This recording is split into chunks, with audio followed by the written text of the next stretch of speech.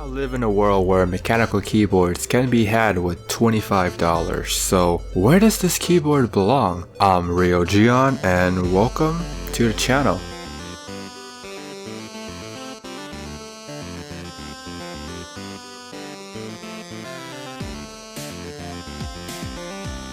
My initial impressions, I thought this was a mechanical keyboard. It looks like it could be a mechanical keyboard. When I first touched the keys, I thought, hey, this might be one of those mecha membrane keyboards. It's when I pull out the caps that is when I realized this is a membrane keyboard, which does surprise me. The top part is made of the metal similar to something like my K70, which is nice. This keyboard looks like it's gonna last a long time due to its design. Then there are the gaming bits sprinkled around the keyboard, like the edges on both sides, the logos on the top, which is refreshing because they usually put the logo on the top of the arrow keys. Then again, I believe most people would prefer to have no logos at all. At a glance, I thought those lights on the right corner were switches, so I tried to spin them, I tried to press them, which makes me realize that they're just there for lights. The font is the typical ABS double shot font where there's breaks within the letters, and the keyboard does look pretty busy with those G keys on top of the F keys, those little icons on the number row. This keyboard sports that floating key design, which is nice because it makes the keyboard easier to clean, and I personally dig the design.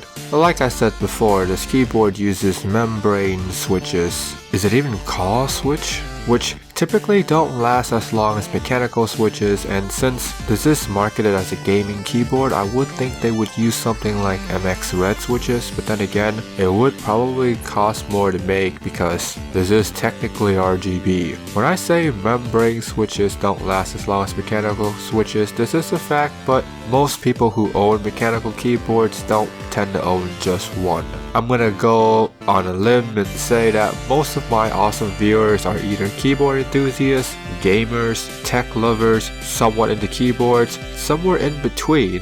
Most normal people, if you want to go that route, would say that something similar to this keyboard for 2 years, then swap out for another membrane keyboard. With mechanical keyboards, I honestly believe that we are buying with our feelings and justify with logics later on. A good number of us that likes keyboards have more than one keyboard. We would often swap keyboards to get the feel of a different switch, then swap back. In terms of longevity, more mechanical keyboards would probably outlast us, which begs the question, who is this keyboard for when you can buy a mechanical keyboard at $25?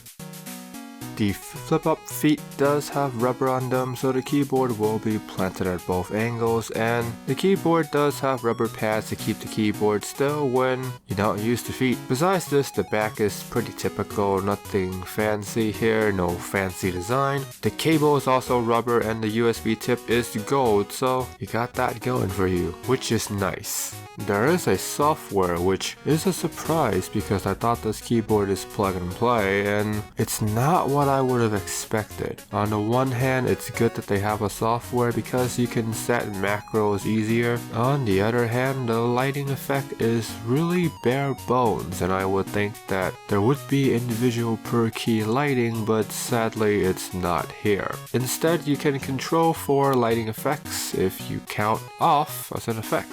I think that the lighting setting on the actual keyboard gives you more options than the software. This is kinda disappointing. Then again, this is a $40 keyboard, so I guess I'm expecting too much for too little price. I'll let you guys debate that in the comment section down below.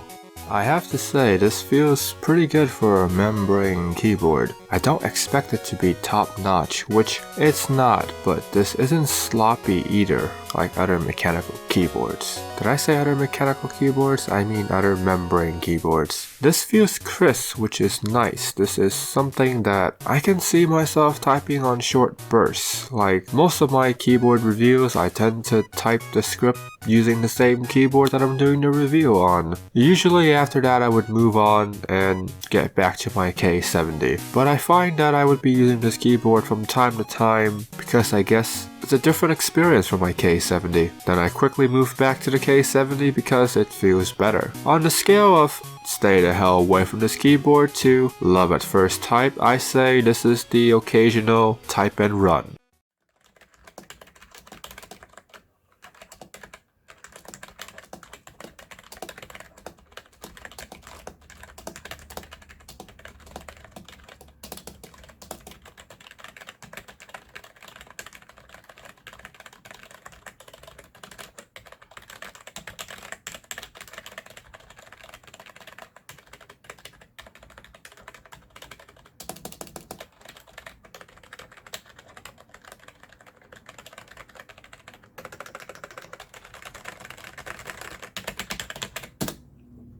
feel like if this keyboard was priced at $15, it would be a winner because it's a tough find for a keyboard that's RGB and at $15, but it's a lot easier to find RGB keyboards at $40. I would say the sad news here is that you can find mechanical keyboards at $40, which is this keyboard's kryptonite. In terms of its gaming potential, I would say you're better off saving money for a red or silver switch because you're gonna have a much better gaming experience with those switches. In terms of a budget keyboard, I still would not recommend this because you can get something for $25 and it's mechanical, so do you really need that numpad? I feel like it's hard recommending this keyboard unless the price drops significantly, so I would say pass on this keyboard. If you guys are curious about that $25 keyboard, I'll put a link down below. If you're still interested in buying that keyboard and supporting me at the same time, I would really appreciate it if you guys buy through my link. Anyways, if you made it this far into the video and you haven't subscribed yet, hit the subscribe button below. Don't forget to ring that bell to become part of the mighty notification squad. And as always, you guys stay awesome.